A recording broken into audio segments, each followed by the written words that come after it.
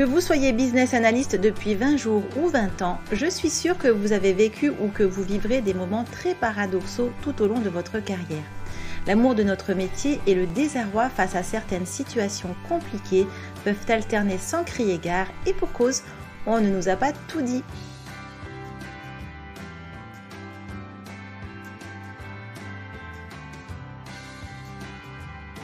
Voici 5 réalités cachées que vivent secrètement les business analysts.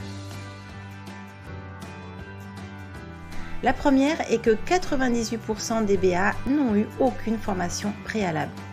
Bien que ce pourcentage varie d'un pays à l'autre, il reste encore incroyablement élevé pour ce poste, pourtant incontournable dès qu'un projet est lancé au sein d'une organisation. En France, 98% des business analysts sont autodidactes.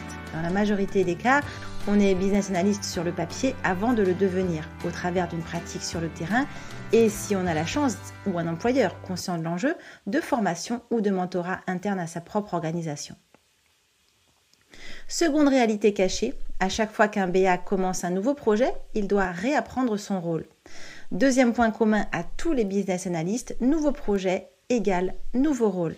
Le BA est le chaînon manquant entre le métier, c'est-à-dire les utilisateurs opérationnels et le client final, et les équipes en charge du développement technique. Tout ceci dans le cadre méthodologique de la gestion de projet.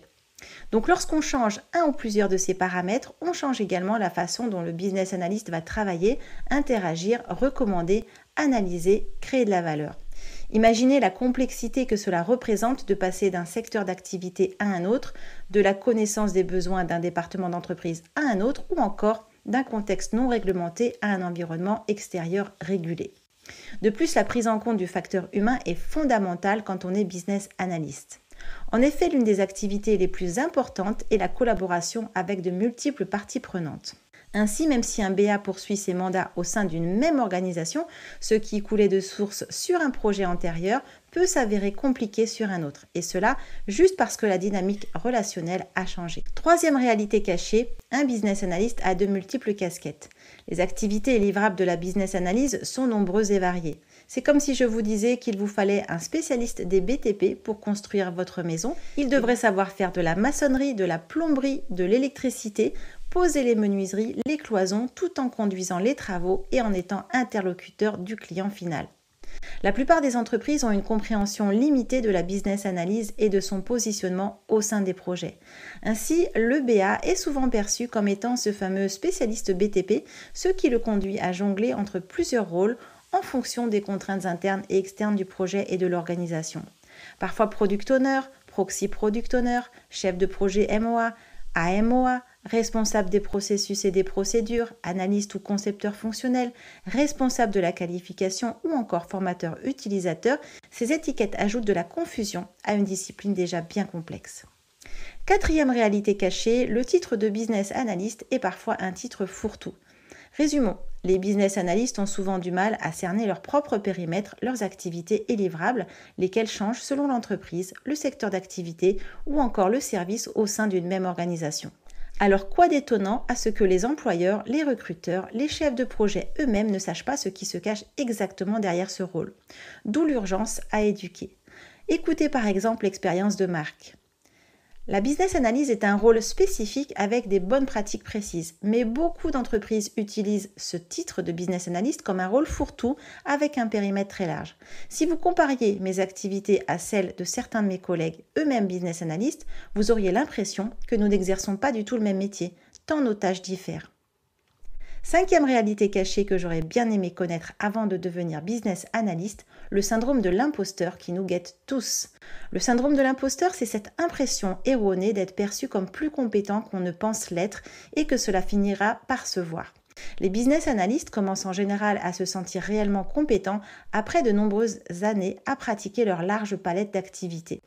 Certains BA expérimentés sur le papier ont en réalité souvent exercé les mêmes activités dans le même secteur ou la même entreprise. Alors ils craignent souvent de sortir de leur zone de confort, ils pensent qu'ils n'en seront pas capables et que leur incompétence sera visible de tous. Écoutez les doutes de Philippe. Avant, je savais d'où et par qui venait mon travail, et celui-ci était clair et mesurable. Je pouvais identifier ma valeur ajoutée personnelle. Au bout d'un certain temps, les problèmes qui m'étaient soumis étaient devenus si faciles à résoudre que j'ai cherché un nouveau job avec de nouveaux défis et je suis devenue business analyst. Le problème maintenant, c'est que j'ai l'impression que même si je travaille sur des projets plus importants et que je résous des problèmes plus complexes, je le fais à un rythme beaucoup plus lent. Avant, j'étais l'expert et l'homme à tout faire pour presque tout ce qui touchait aux nouvelles techno. Et si je ne connaissais pas la réponse, je pouvais vous donner le nom de la personne qui pouvait vous aider. Maintenant, j'ai l'impression que tout le monde autour de moi en sait plus que moi, surtout en ce qui concerne les processus métiers. Parfois, je n'ose pas parler, même si je comprends, parce que j'ai l'impression que je n'apporterai rien de plus à tout ce que tout le monde sait déjà. Vous savez à présent ce que sont ces 5 réalités cachées vécues par l'immense majorité des business analysts. Si vous vous êtes reconnu dans ce tableau, retenez que ces états d'âme sont partagés par beaucoup de business analysts. Mais n'en doutez pas, les organisations ont besoin de personnes comme vous pour les aider à faire face aux nombreux challenges posés par un monde en constante et rapide mutation. Mais alors, comment prendre le contrôle de votre carrière et de votre épanouissement professionnel ? Cela commence par communiquer sans tabou avec vos collègues, à ne pas hésiter à poser encore et toujours des questions et surtout à vous former pour pratiquer votre métier avec professionnalisme, méthode et assurance.